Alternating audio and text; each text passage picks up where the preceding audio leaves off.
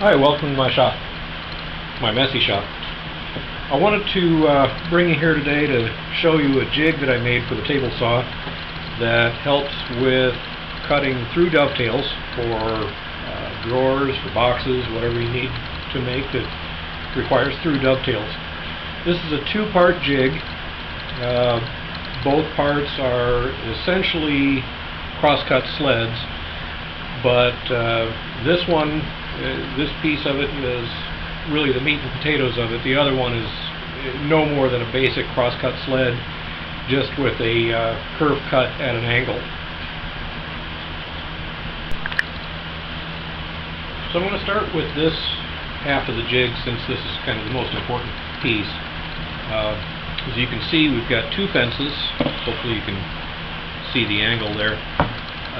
Both of these fences are at a 5-degree angle to the kerf of the blade. First one is at that angle, this one's at that angle, so technically that'd be 95 degrees, 85 degrees.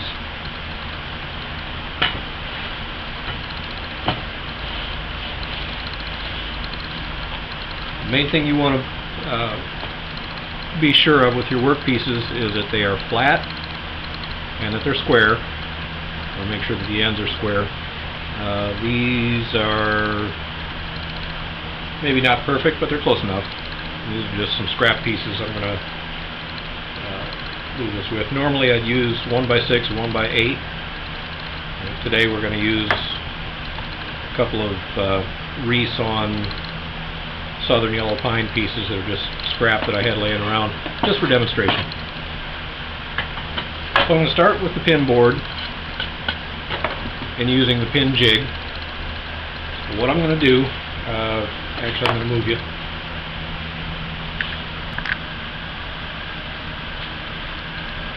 Okay, hopefully you can see this alright. I'm going to set the pin board in here vertically against the first fence. That's the fence that's closest to me. Now I've got instructions written on the top of this fence. It's just a 3-step process. The first step is face out.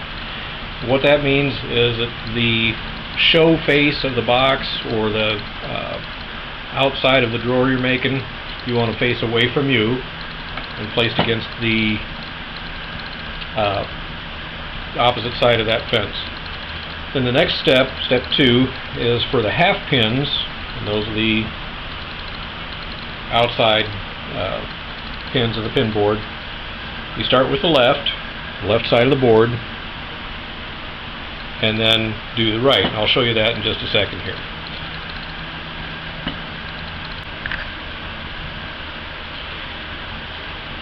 Okay, so with the jig in place, first and foremost, safety. Okay, I've removed the lockout pin from the power switch. I'm going to set the blade height to the thickness of my tailboard, and I'm just going to do that by feel.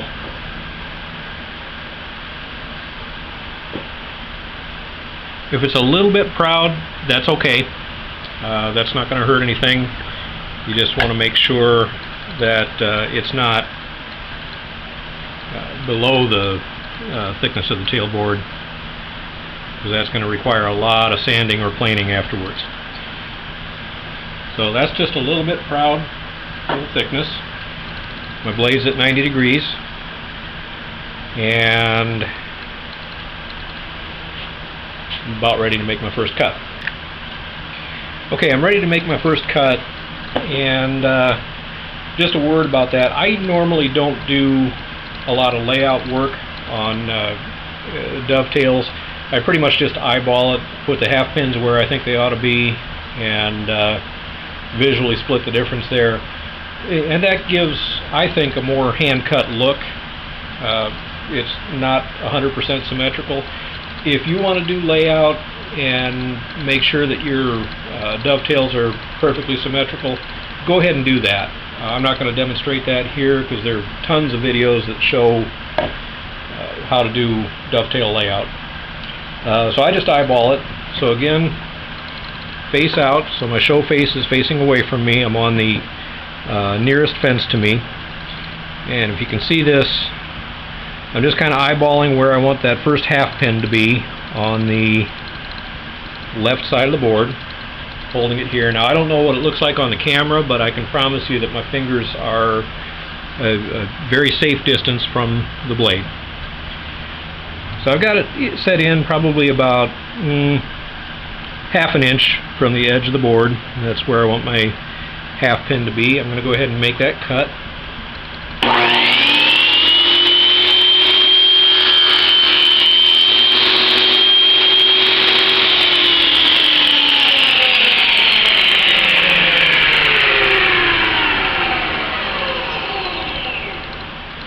Okay, and there's your first half pin.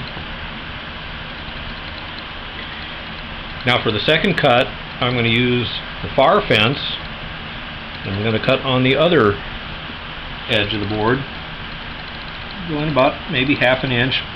Since this is such a narrow board, maybe 3/8, you know, just wherever I feel like that being. I'll go ahead and make my second cut.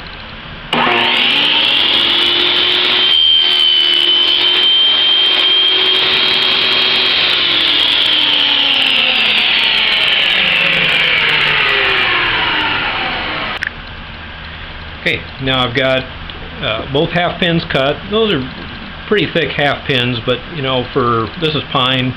For softwoods, you kind of need those to be fairly hefty.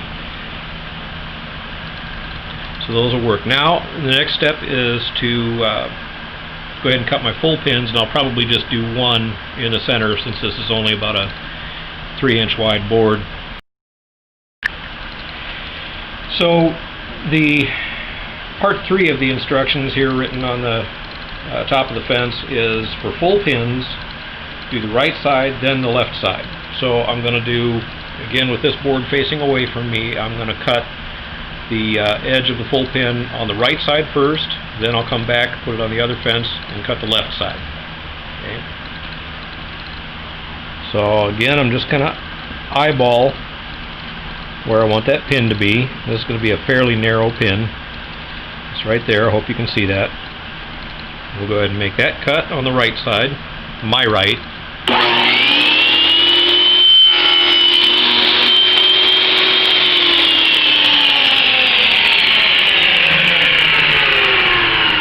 Okay, there we go. And now I'm going to cut the left side on the other fence. So this is, here's where it kind of becomes by guess and by gosh. I'm coming over about maybe 1/4 of an inch. Now this is going to be the skinny side of the pin. So maybe I'll come over a little bit less, maybe about 3/16, somewhere around there. And we'll go ahead and cut the left side of the pin.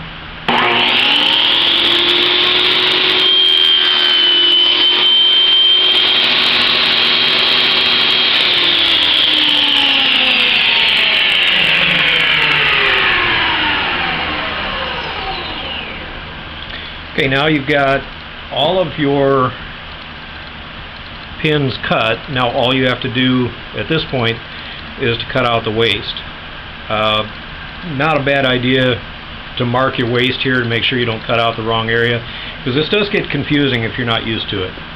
So what I'm going to do is I already know that this and this are going to be my waist pieces that I need to cut out. So I'm going to put this back on the jig where I made my last cut. Okay. And just to double check, that slides through the blade really nice. Now I'm just going to wiggle it back and forth a little bit to smooth out that waist.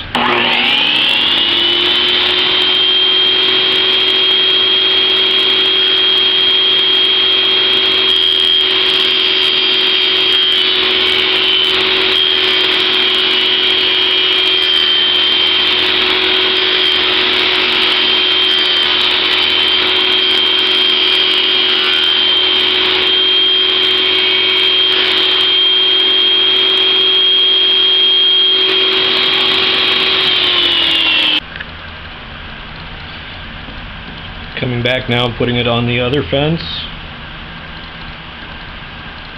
to finish smoothing out that waste. Hopefully you can see that.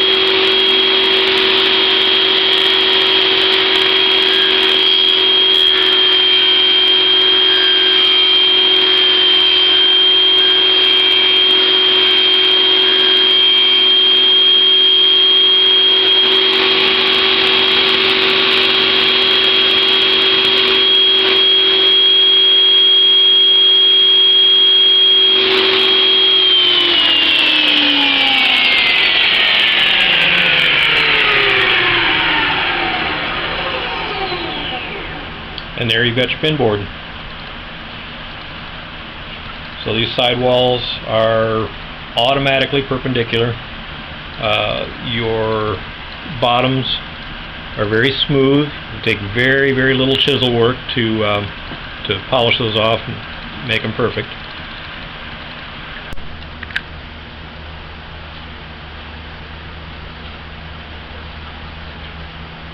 Okay, our next step is we're going to lay out our tails on the tailboard, and we're going to do this the same way we would if we were hand cutting dovetails. I just have this board set in the vise just to help me with alignment. It assures that I have a 90-degree angle between the pin board and the tailboard.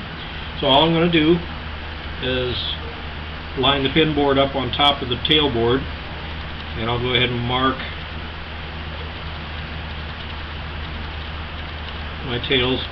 The reason I'm using a pencil instead of a marking knife is that when I do these cuts, I want to leave the line, so I don't really want any kind of a curve in the board at all. I'm not going to bother marking the baseline because that's automatically set by the height of the table saw blade.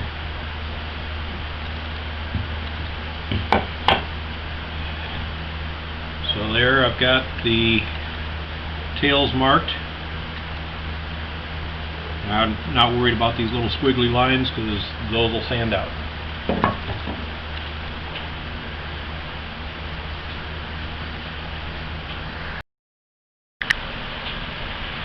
Okay, I think I said earlier that I had this.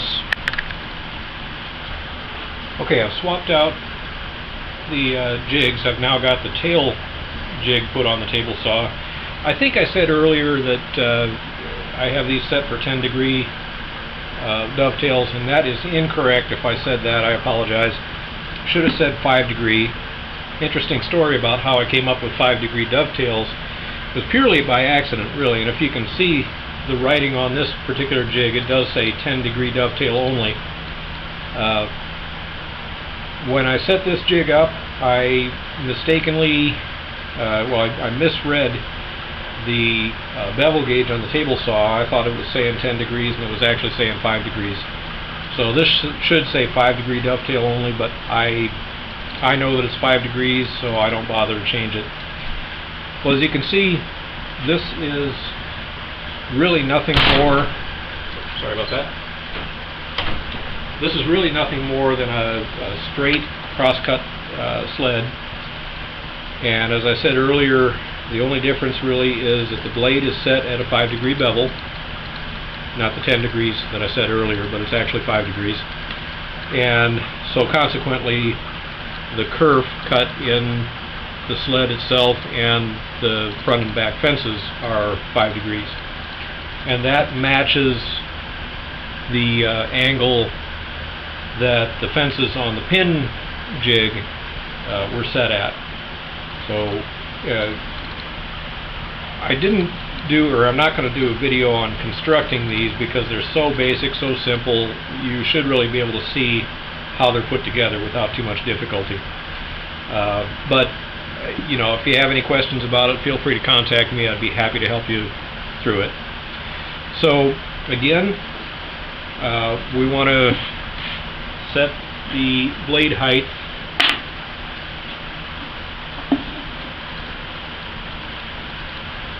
using, and this is well, actually this is the tail board. It's better to use the pin board to set the blade height when you're doing the tail board, because that's what it's going to fit into. But I happen to know that both these boards are exactly the same thickness, so I can use either one. Okay, again, I'm just doing that by feel. This is the tail board, and I'm going to set this up. It's real easy at this point. All you have to do is, again, set it in the jig vertically, and I'm just lining up the marks that I made a minute ago with the curve. Actually, I'll line it up with the blade itself. Okay, that looks pretty good. I'll go ahead and put my safety switch in. Again, if it doesn't look like it on the video, I promise my fingers are far away from the blade. So let's go ahead and make that cut.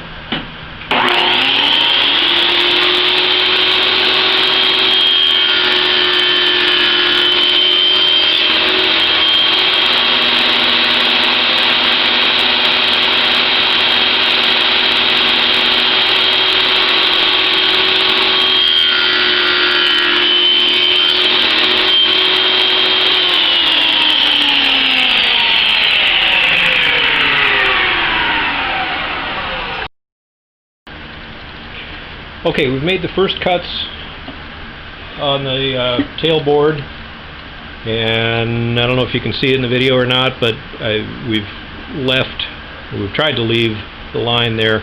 It looks like I might have got a little bit too close on that one, so we might wind up with slightly loose dovetails. Hopefully it'll work out. Now, here is where it might get a little bit uncomfortable for you guys, and if you are uncomfortable with doing this, don't do it. But what I'm going to do is actually do a climb cut. So I've got this set up on the far fence, and I'm going to bring it backwards through the blade. A lot of guys don't like doing that, feel that there's a safety issue with it.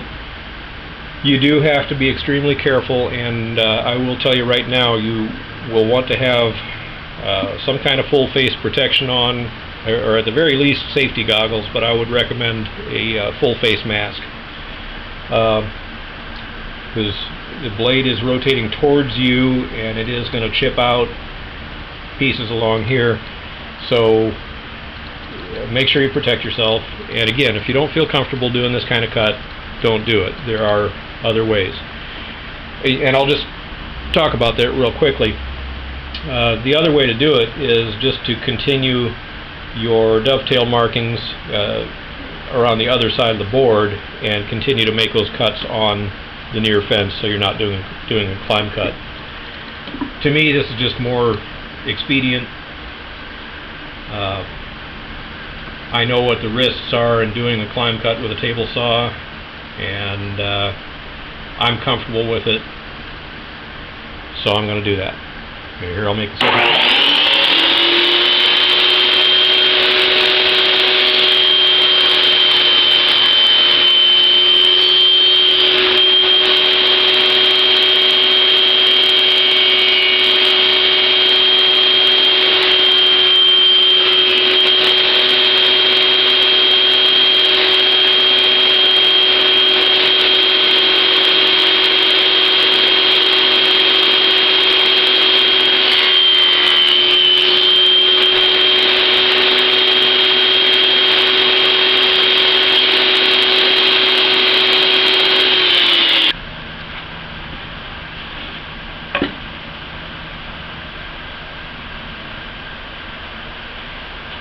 Now we're just going to clean up the rest of the waste, just the same way we did with the pin board.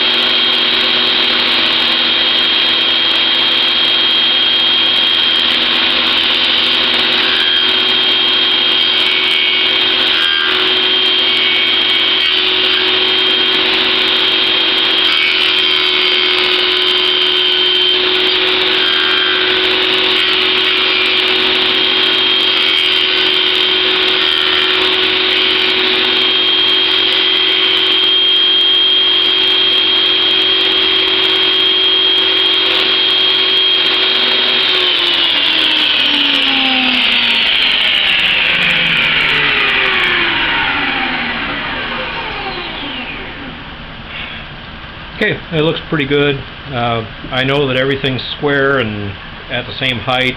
Just got a little bit of schmutz in there that I need to get out with a 1/4 inch chisel. We'll do that real quick and then we'll try a test fit.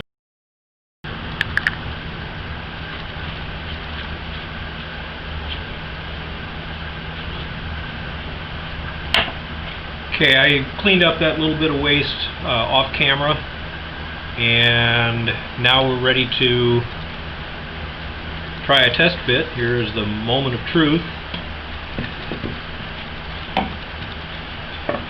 So I'll just do it this way. Hopefully you can see this. Lined up here.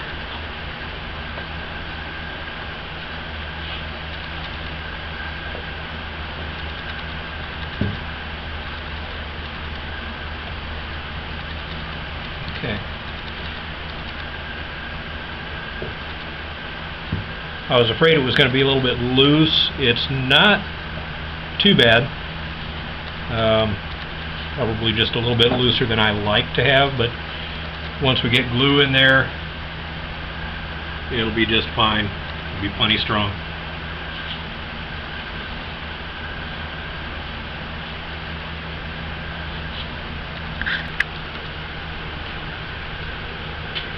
Okay, that joint is not glued. I just want to plane this down real quick just to show you how this turns out. This was quick and dirty. You know, I didn't really do a whole lot of setup, so let's see how it comes out here. Not good.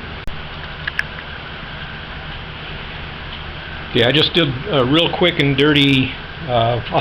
Honestly, I just used CA and accelerator just to glue this together so I could show you what it looks like when it's planed down. The joint is just a little bit gappy at the baseline on the tailboards. That's not something that I would typically find acceptable, but this is just a demonstration of how the jig works, so I'm going to leave it. We'll go ahead and plane it smooth.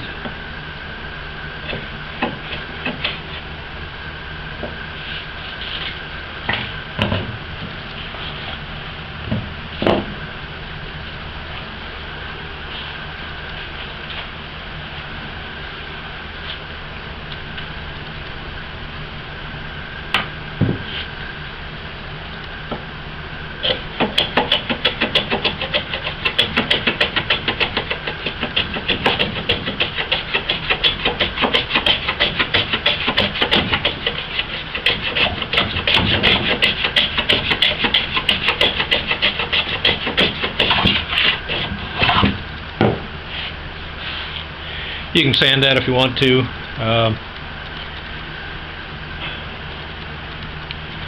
Really the only visible gap I have is on this half pin, and that's something, I guess I would probably accept that. I would just take some wood glue and fill it with some fine sawdust. Nobody will ever see it.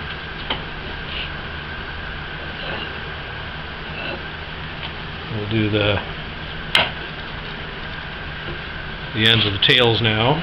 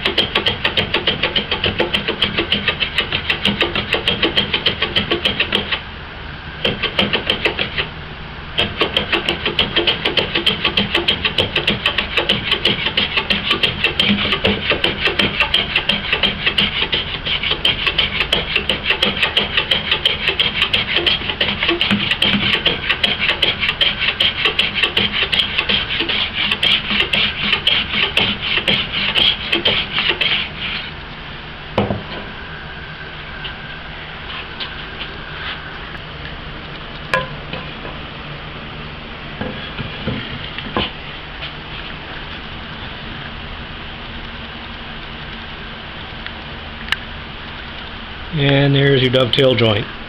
And yeah, that's the gap I was pointing out. Yeah, not really acceptable, but for just a demonstration of how the jig works, quick and dirty, I think we'll live with it. This is firewood anyway.